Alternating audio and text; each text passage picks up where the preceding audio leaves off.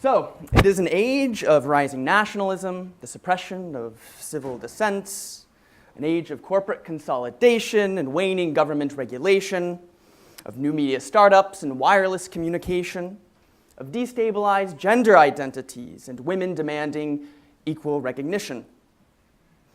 It is also an age where public squares debate the place of an ancient Middle Eastern religion in modern European civilization. I'm speaking, of course, about the 19th century.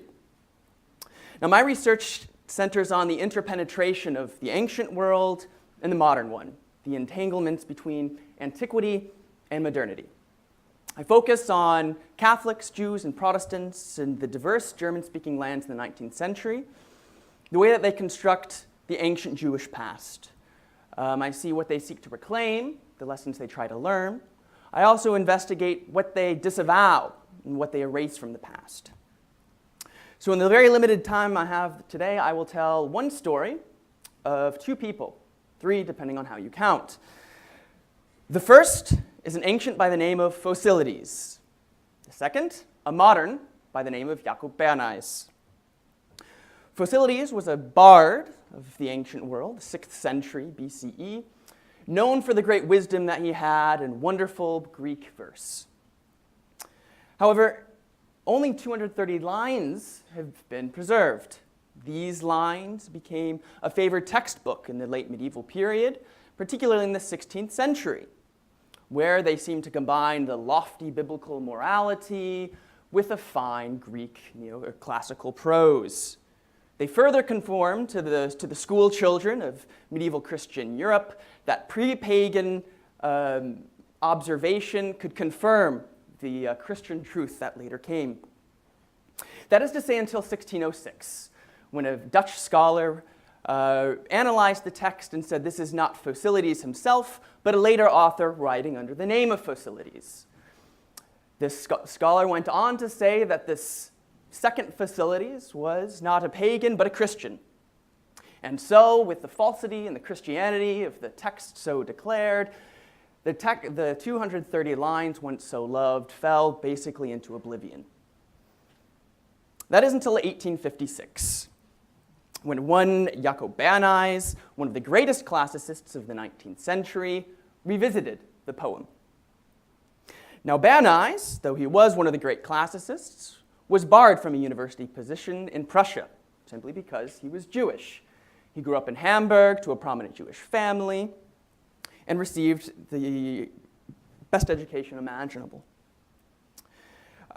He agreed with his predecessor on these 230 lines of this ancient text, but he disagreed on one point. He said this ancient author was neither pagan nor Christian, but was Jewish. And he did so as follows. He read the text carefully, and he noted a substratum of monotheism throughout the entire poem. He saw a knowledge of the Tanakh, of the Ten Commandments, of Leviticus 19, the Old Testament. He also saw a knowledge of specific Jewish traditions.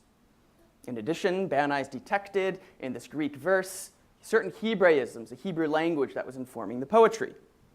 And he also detected a very subtle critique of some of the greatest treasures of Greek culture. But this Jakob Bernays did not like all of the Jewishness that he saw in the ancient text.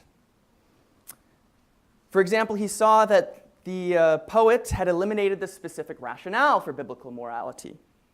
It was no longer God's deliverance of Israel from Egypt that justified this great ethics, but a more universal ethical code. Moreover, the poet erased "I am the Lord" to this more ambiguous reference to the divine.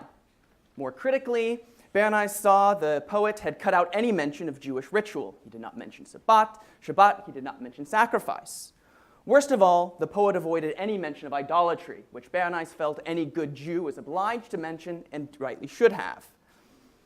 And he argued that the poet had done this so as not to jeopardize the comfortable position that Jews in Alexandria were in that time.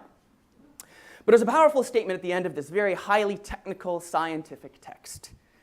He said that the work denied any practice and emptied Judaism of all of its specific content. In the attempt to moralize Jewish ethics, he had essentially undermined Judaism. Moreover, he said that the text was accepted into the church fathers, into Christian curriculum, simply because, and precisely because, it was not recognizably Jewish anymore. And in a passage, again at the end of a very highly technical demonstration, you could read the present behind the lines written on the past. He said it was a failure of such attempts to flatten, compromise, and abstract Judaism from its national distinction that precisely allowed it to be brought into Christian culture for so long. And this was a clear reference to the modernization, to the liberalizing trends within Judaism in the period, in the very city that Bernays was hosted in. So we can see briefly 3 lessons from this type of studying the deeper past and the past that is written. We can see the way we construct the past, in particular, concrete historical locations. Second of all, we see about how we construct and create lessons from the past, as was just mentioned in the previous presentation. And thirdly, we see how so much of writing about the past is actually about the present and on our day. Thank you.